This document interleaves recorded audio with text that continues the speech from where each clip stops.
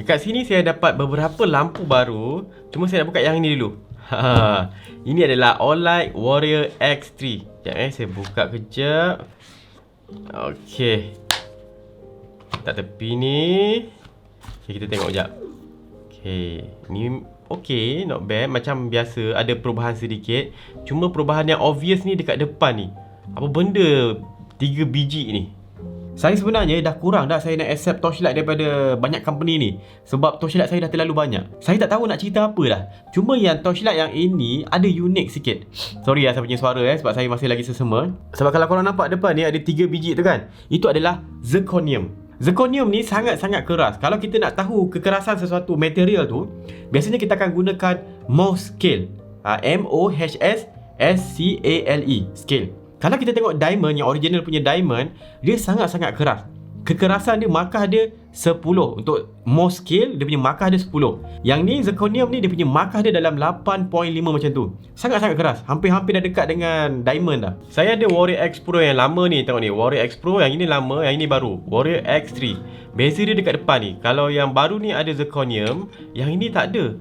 Nampak kan? Kosong je. Untuk torchlight macam ni, biasanya dia punya body ni kita buat daripada aluminium. Kita punya markah untuk aluminium ni dalam 3 macam tu. Andai kata kalau kita nak gunakan benda ni sebagai senjata, boleh. Sebab saya nak gunakan lampu macam ni, sebab saya prefer nak gunakan selain daripada torchlight, saya nak gunakan sebagai senjata. Bukan senjata untuk bergaduh, tapi senjata untuk bila kita masuk dalam hutan, kan ada binatang ke apa. Sebab lampu macam ni, saya prefer sentiasa maintain letak dekat saya punya bag saya ataupun saya punya pinggang. Kalau ada binatang attack saya ke apa, saya boleh gunakan benda ni sebagai senjata. Cuma aluminium ni tidaklah keras sangat. Konsep Mohs scale ni senang. Macam mana kita nak tahu dia punya ranking tu adalah dengan kita ambil satu material ni kita cakar dia, calakan dia pada satu material yang lain.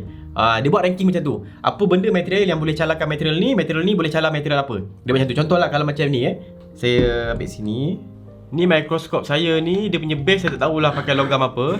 Tapi bila saya gesek kan, tengok tu, bercalar kan. Ini bermaksud aluminium ni lebih keras daripada logam yang ada dekat base ni. Kalau saya pakai yang lampu baru ni, okey, yang ini yang ada zirconium ni, saya try sekejap saya try gesek kalau dekat aluminium body Warrior X yang lama ni.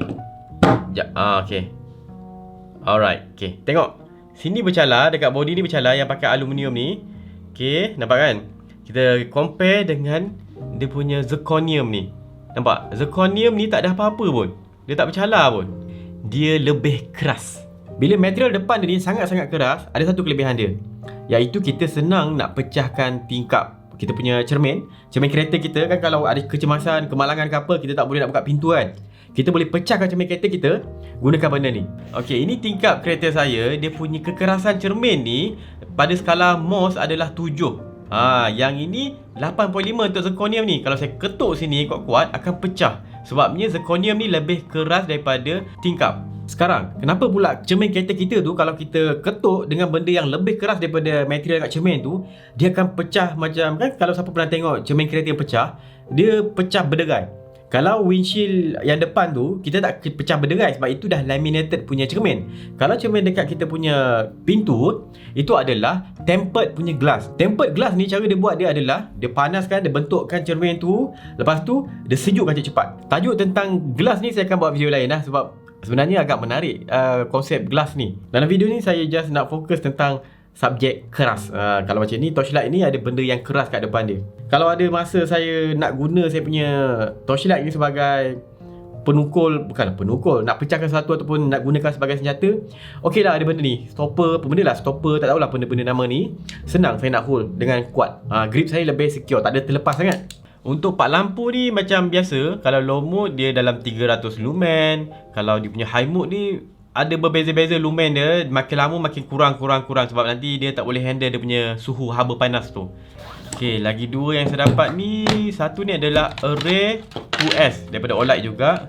Okey, buka jap ni, saya tak nak ni charger dia. Okey ni, dia ada 3 main mode. Ada float light, lepas tu kita ada float dengan campur dengan spotlight.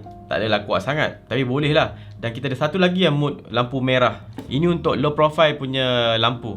Okey, kalau kita compare dengan yang sebelum ni, saya ada Olight Perun Mini ni. Ini boleh tahan dalam 6 jam saja. Saya tak suka. Kalau saya pergi camping, tidur 3 malam contohnya kan, memang tak cukup lah ni kalau 6 jam ni. Saya prefer lama sikit sebab bateri ni kecil. Kalau yang ini Depan dia tak ada apa, tapi belakang ni dia ada bateri yang full size punya lithium ion. Bateri yang ni pula dalam 2600 mAh. Jadi lebih besar lah, dekat 4 kali ganda, 5 kali ganda lebih besar daripada saya punya perun mini ni. Perun ni yang jenis ni, yang headlight untuk perun ni, dia ada yang full punya perun biasa. Tapi saya tak suka sebab bila kita pakai, atau pakailah kalau kita pakai mana-mana kan, dia berat tau. Dia berat kat depan ni. Kat depan ni berat. Saya tak suka kalau benda tu berat kat depan. Sebab kalau nak bateri besar, kita kena berat besar kat depan ni. Saya prefer macam array 2S ni. Sebabnya apa? So bateri yang berat ni dia dekat belakang, kita punya lampu dekat depan. So macam seimbang sikit lah. Saya punya kepala ni tak adalah macam apa, kepala depan ni tertonggek-tonggek je tu kan. Macam tak selesa tau, sebab berat kat depan. Saya suka macam depan ni ada rasa something, belakang pun ada yang seimbang dengan dia. Jadi kepala kita tak adalah nak ke depan sangat. Nak on sini. Satu lagi saya suka lampu ni sebab saya boleh adjust guna tangan je, gesture tangan. Tu makin kuat. Saya slowkan, bawah, slow lagi. Tu slow. Kalau saya pergi camping, nak naik kuatkan, tak depan, naik. Gitu, tak payah nak tekan-tekan. Kalau low kan sikit, macam tu je. Dan satu lagi, Olight i3e EOS. Kalau jujur lah, saya tak berapa minat sangat lampu ni. Sebabnya dia kena pakai bateri AAA. Saya suka yang pakai rechargeable. Boleh je kita nak pakai bateri yang rechargeable, tapi itulah, kita leceh pula bila nak charge kena buka balik bateri ni. Okay, kalau nak on dia, pusing je. Simple. Off, on.